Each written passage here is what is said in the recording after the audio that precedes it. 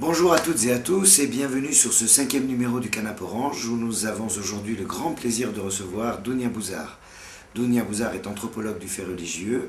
Elle est également la directrice du cabinet d'études Culte et Culture Consulting et elle est l'auteure d'un ouvrage très récent qui s'intitule La République ou la Burqa, les services publics face à l'islam manipulé.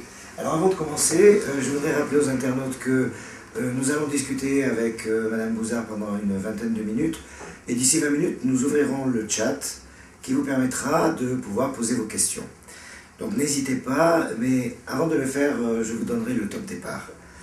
Alors, Dounia Bouzar, donc, vous êtes anthropologue et vous êtes aussi l'écrivain prolifique, puisque La République ou la Burqa, les services publics face à l'islam manipulé, est votre 10e livre, si j'ai bien compté. Oui, j'ai commencé à écrire quand j'ai repris mes études, puisqu'au départ, j'étais éducatrice pendant 15 ans sur le terrain, notamment dans le Nord, Roubaix, Tourcoing, etc. J'ai repris mes études, je fais partie des mamans qui ont élevé d'abord leurs enfants. J'ai repris mes études il y a une dizaine d'années, donc DUG, licence, maîtrise, DEA, la thèse. Et donc, mes premiers bouquins étaient le mémoire de la licence, le mémoire de la maîtrise. Et petit à petit, c'est comme ça que je me suis rendu compte que j'avais effectivement des choses à dire en ayant été éducatrice d'abord. Alors moi, je voudrais vous dire quand même que nous sommes extrêmement contents de vous recevoir aujourd'hui parce que votre parole est très écoutée. Vous avez un discours qui n'est pas très courant, en tout cas dans les médias. Et un discours qui est très équilibré par rapport à toutes les dérives qu'on peut entendre aujourd'hui sur l'islam ou sur les intégristes ou sur les religions en général. Oui, la difficulté du sujet, alors peut-être l'œil nouveau que j'ai, c'est justement les 15 ans d'éducatrice, c'est-à-dire je suis une très jeune universitaire. J'ai d'abord été dans le vivre ensemble avant d'ensuite avoir quelques outils de réflexion, c'est pas dans l'autre sens. Et c'est vrai que la difficulté du sujet religieux en France actuellement et du sujet islam, c'est qu'il est devenu un objet politique et que du coup, les élus, les discours médiatiques, les citoyens lambda, enfin tout le monde, est soit dans l'affectif, soit dans l'idéologie, pour parler particulièrement islam, mais de manière générale pour parler laïcité.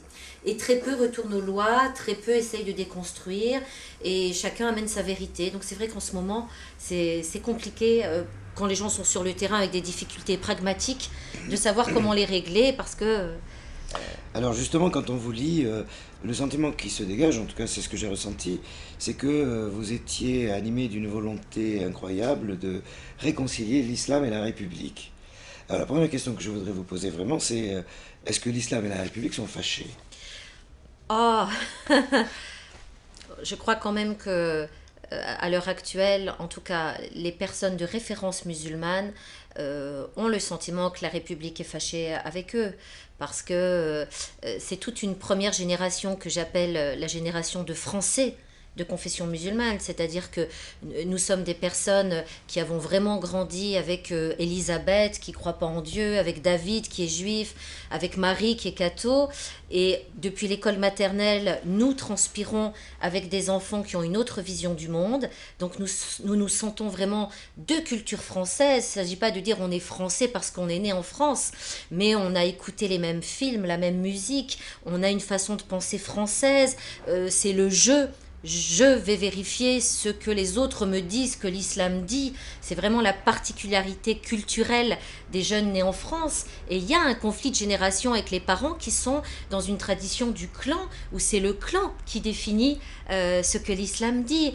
Et donc il y a vraiment quelque chose de l'ordre du culturel, notamment en France.